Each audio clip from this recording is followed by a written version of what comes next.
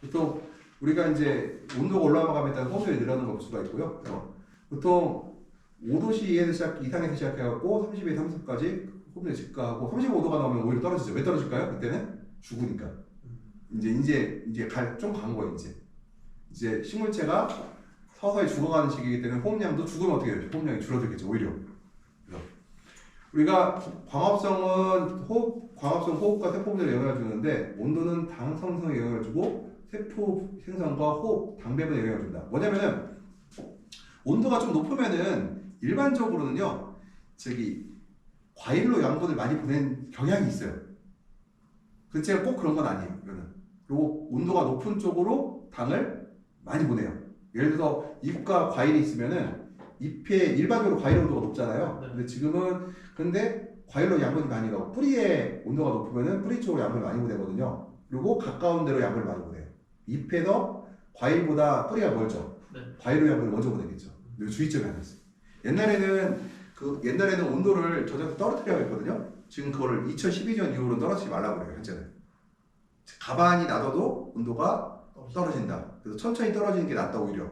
왜냐면은 온도가 급격하게 떨어지면은 잎에서 온도가 빨리 떨어질 거 아니에요. 잎의 온도가 빨리 떨어지면 양분의 이동이 중지된다고 해요. 그래서 오히려 옛날에는 우리가 그 프리나이트 드롭이라고 해서 초저녁에 온도를 떨어뜨린 다음에 다시 올렸는데 지금 그걸 하지 말라고 그래요. 지금 오히려 그게 더 광합성 양분의 이동에 저해가 된다고 하고, 가만 놔둬도 어차피 과일이 잎에 부에서 물이 많아서 떨어지는 속도가 잎이 더 빨리 떨어지니 과일과 잎의 온도 차이가 그것만으로 충분하다고 얘기를 해요. 혹시 그 빨리 떨어지는 온도가 혹시 어느 정도? 시간당 2도. 시간당 2도.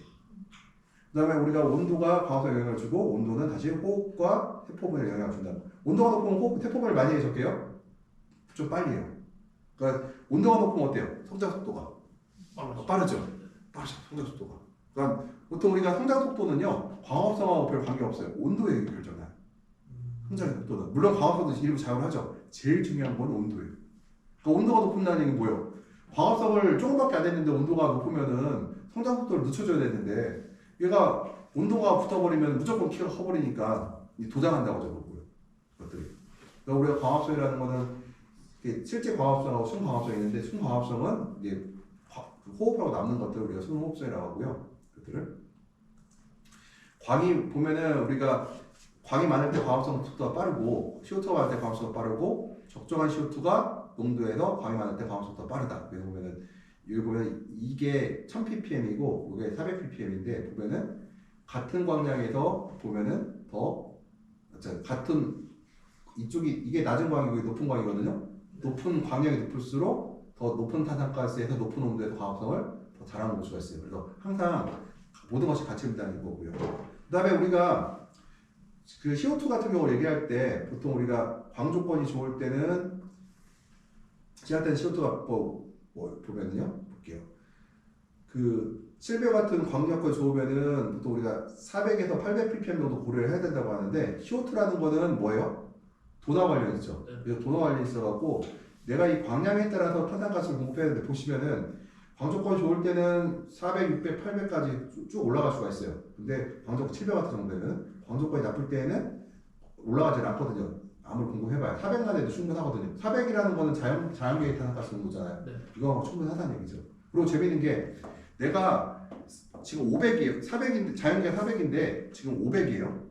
그리고 600으로 만들어놔요. 그러면은 500하고 600하고 탄산가스 농도가 2배 차일까요? 공급량이? 2배가 아니다.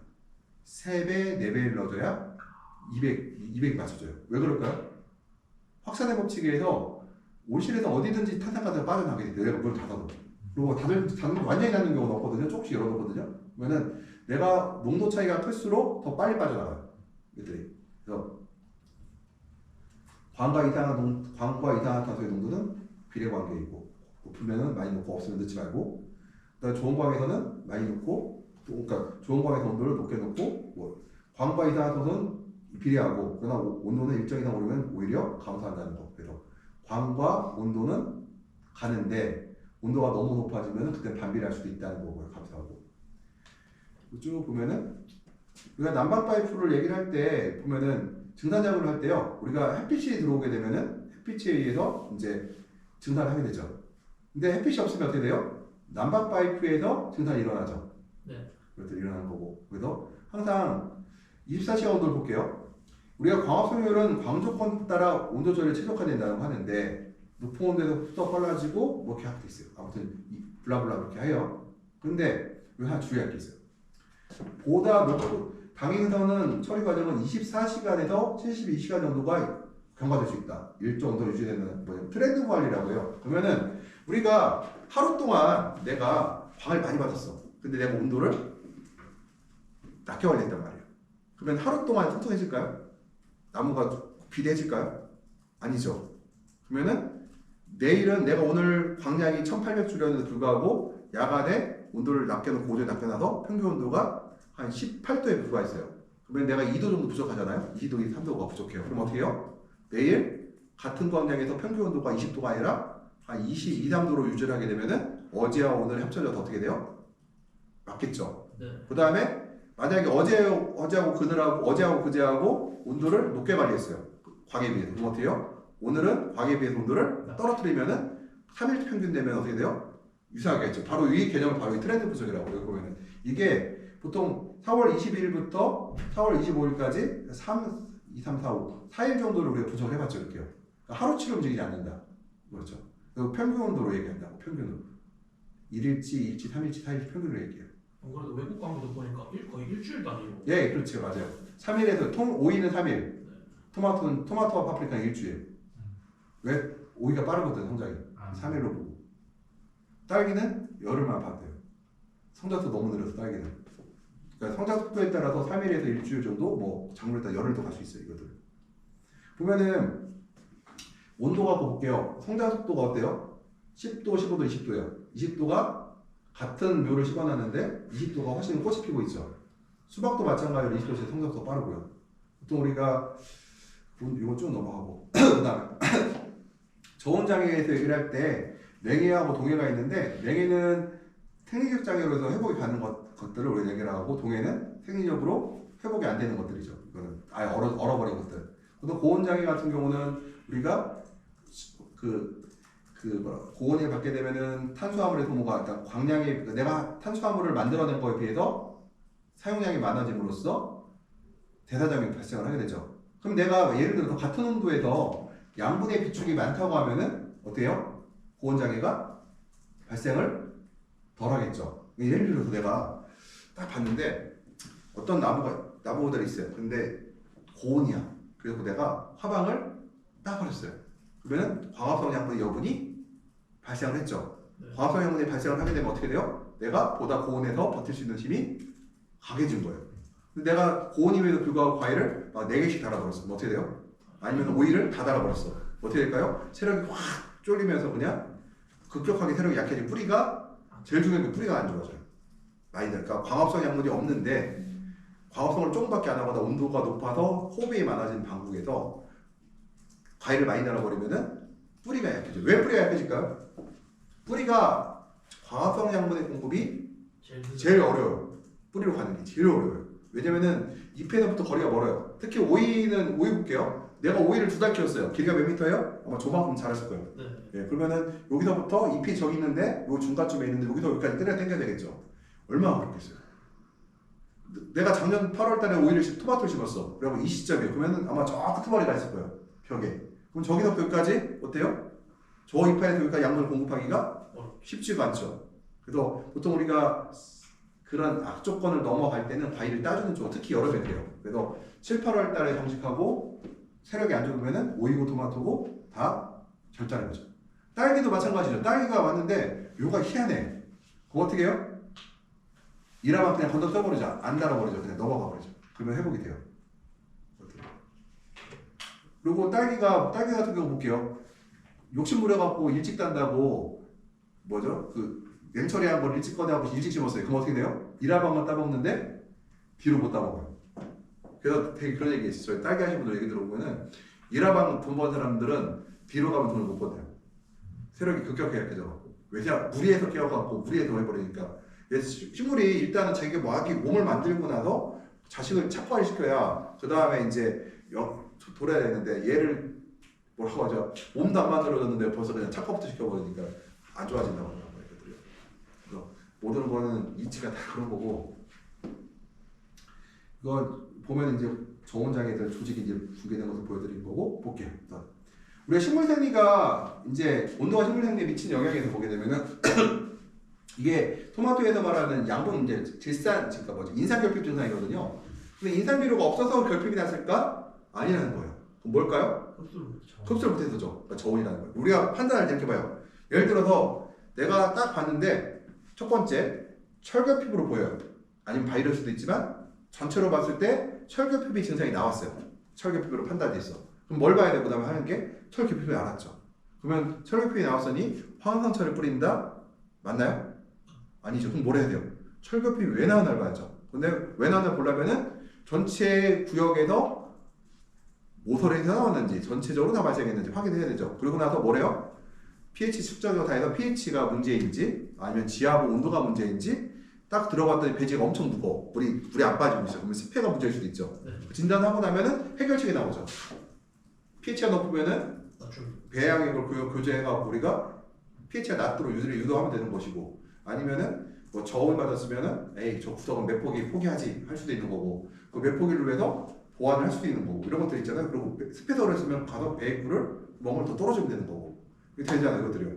근데 이것을 보게 되면은 인산결핍이라는 건 알겠어요. 근데 왜 인산결핍이 나왔는지를 하는데 보통 저온에 인산결핍도 있고 그러니까 저온이면 결핍이 나와요. 인산이고 철이 결핍이 나와요.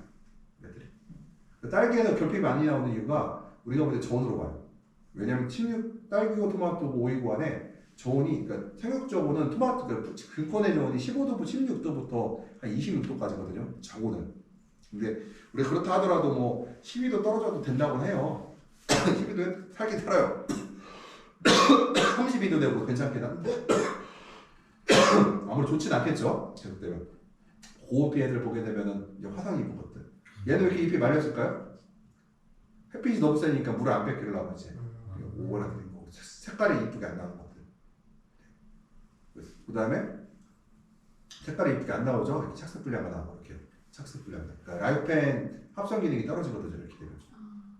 그다음 우리가 광보상점과 광포화점이라고 하는데 보상점 이하면 뭐예요? 우리가 식물이 죽는 단계죠. 네. 제가 우리 엄마가 화장실에다가 거기 화분 갖다 놓고 불 켜놨다고 별로 광합성한다고 그 형광등으로 될 리가 없죠. 그 다음에 광포화점이 되면 그 이상은 더 이상 이제 광이 그 광합성이 증가하지 않은 점이죠. 그래서 보통 음지식물은 아래쪽에서 우리가 광합성을 많이 하고 양지식물 위쪽에서 많이 하는데 우리가 이제 작물과 관련해서는 대부분이 물로 되어 있다는 거예요.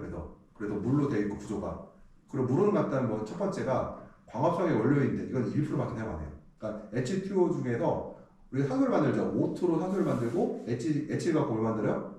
탄수화물을 만들죠. C에다가 탄소를 6개 붙이면은 H를 6개 붙이면은 C를 6개 붙이고 H를 다 붙이면은 그게 탄수화물이죠. 그게. 예. 그리고 냉각이라는 거죠. 우리가 대부분 냉각을 하는데 물을 사용한다. 이게 때문에 우리가 여러 가지 문제가 발생을 해요. 이 냉각의 문제에서 햇빛이 강하면 어떻게 해요? 빛은 뭘로 바뀐다? 열로 바뀌죠. 식물이 잎에 햇빛을 받는 만큼 더 많은 증산을 해야 돼요. 열로 바뀌기 때문에. 그 증산을 해야 되기 때문에 냉각하는 데 많이 사용되고 그다음에 냉각과 움직이는 게 바로 뭐죠? 운반이죠. 그러니까 우리가 이제 질소 이상 가리나 이런 포타슘이라나 이런 것들을 다 양분들을 보게 되면은 증산을 통해서 대부분 전달이 돼요. 연면살포는 거의 하시면 안 돼요. 증산을 통해서 양분이 전달이 되는데 이 증산을 하는 거는 바로 식물이 증산할 때 되는데 그 냉각에 할 때 같이 들어가죠. 이것들이요. 만약에 증산을 멈추면은 양분의 이동이 멈추겠죠. 아예 멈추지 않겠지만 양이 부족하게 될 거예요. 이것들이요. 그리고 세포의 팽창 이건 뭐예요? 세포의 팽창은 비대죠. 팽합 조절도 하지만 비대에 해당되는 것들이요. 그래서 증산적이라는 것은 기공에서 증산량이 일어나고 있고요. 그 다음에 온도와 습도에 영향을 받고 오질의 온습도, 작물의 품에 영향을 받는데 최대 증산량은 보통 우리가 시간당 제곱미터당 500에서 토마토나 파프리카 같은 경우는 500에서 800ml를 얘기를 해요.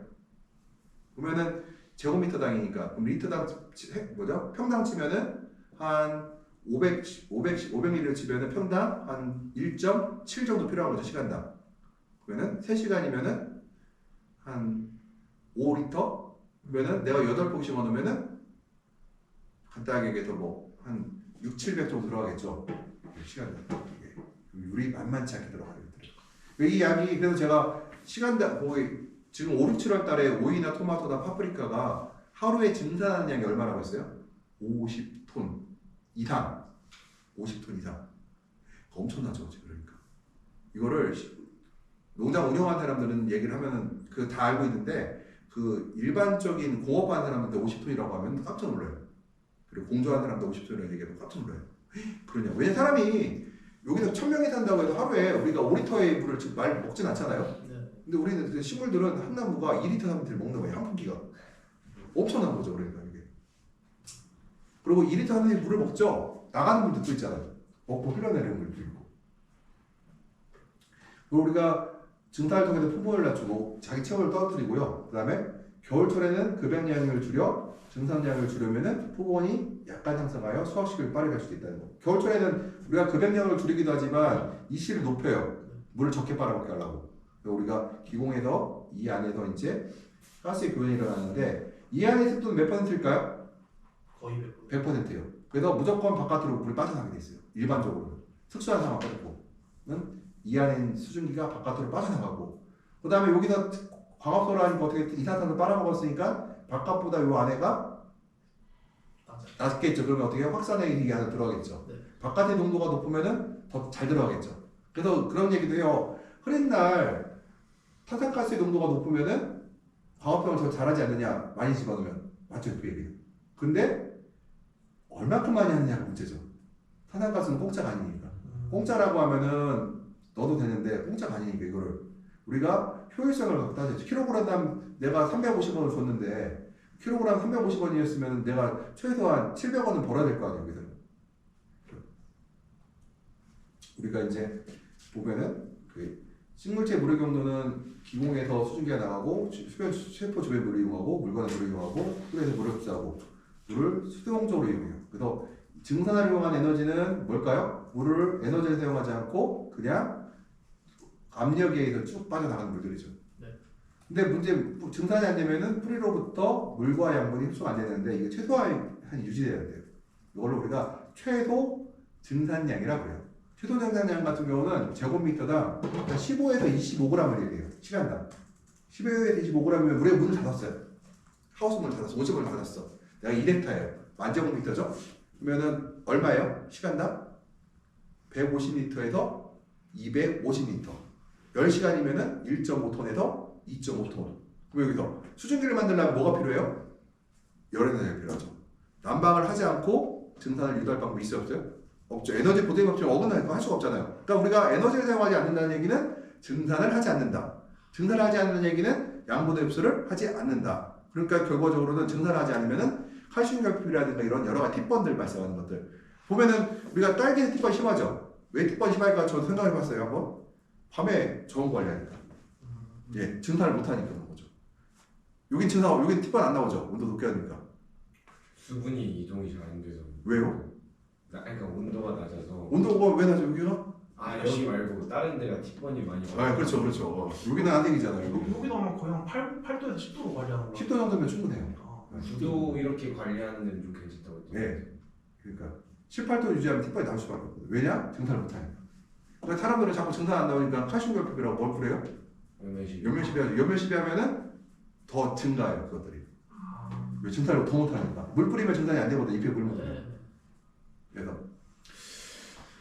그러니까 모든 거를 우리가 증산해서, 그러니까 우리가 밸런스의 개념을 봐요. 모든 거를 우리 수분 균형, 에너지 균형, 광합성 균형. 수분 균형과 양분 균형은 그러니까 뭐죠? 무기 양분의 균형은 또 일치해요, 또요. 최소 증산이라고 해서. 우리가 식물체는 딸기 같은 경우는 식물체가 작기 때문에 뭐 앞에 밑에 하면 되겠죠. 한 10리터에서 15리터면 아마 될 거예요. 최소 증산량이 그 정도면.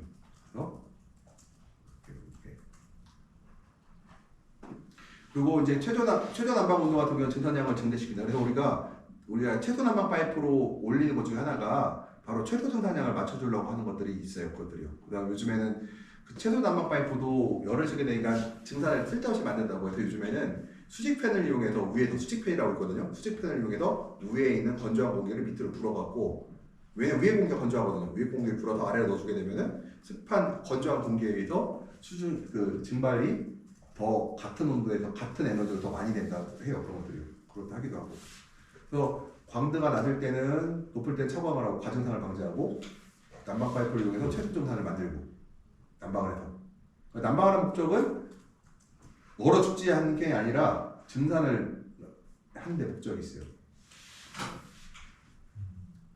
그 다음에 능동기업수라고 해서 이제 삼투압에서 넣는 것들이에요. 이제 물의 뿌리의 삼투압에서 이제 뿌리 조직의 당을 소모해서 만드는 이용해서 이온을 능동적으로 흡수하는 것들. 근압은 야간의 증산량이 최저일 때 가장 크고요. 증산량이 활발하면 그 근압은 충분하지 않다. 볼게요. 식물체가 증산을 하지 않을 때가 있어요. 언제죠? 증산을 잘 못할 거 아니에요? 근데 물을 빨아먹어야 돼요.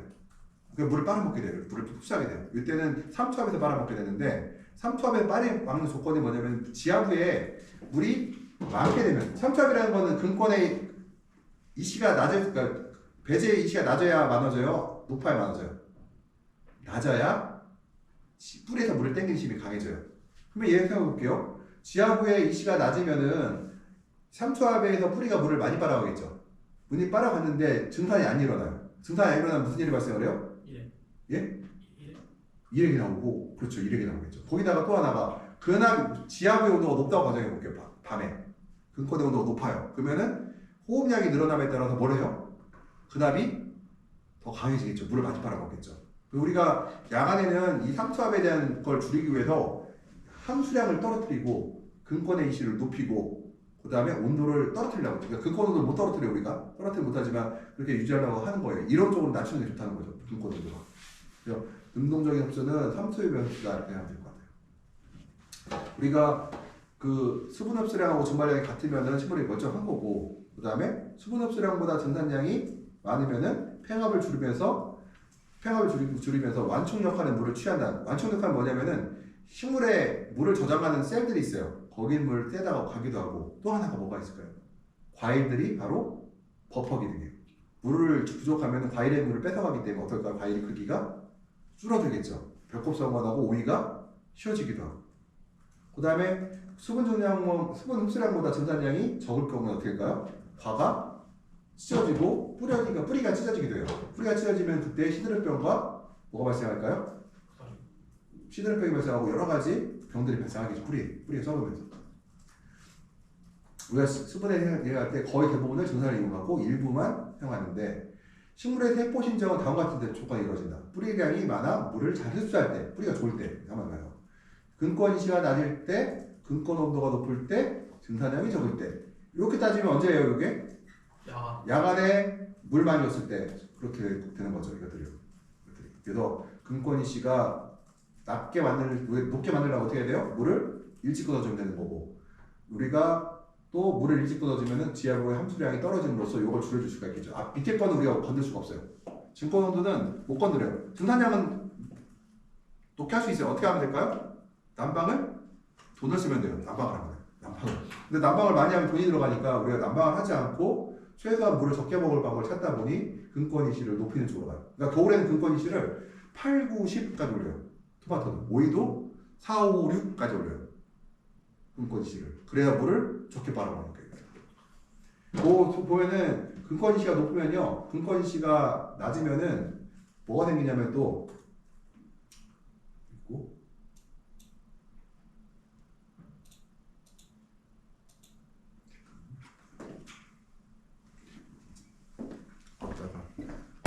다음에는